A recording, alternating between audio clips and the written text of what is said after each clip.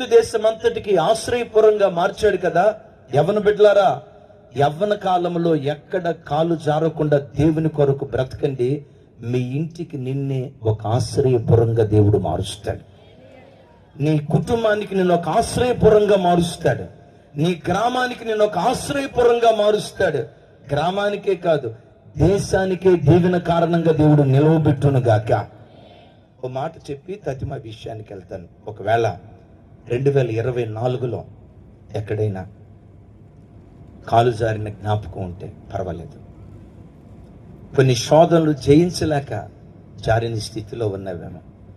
దేవుని సన్నిధిలో మోకరించి, ఇక్కడ పడ్డానయ్యా, ఇక్కడ జారిపోయానయ్యా, నన్ను లేవనెత్తయ్యా, నీ కొరకు నేను బ్రతుకుతానయ్యా.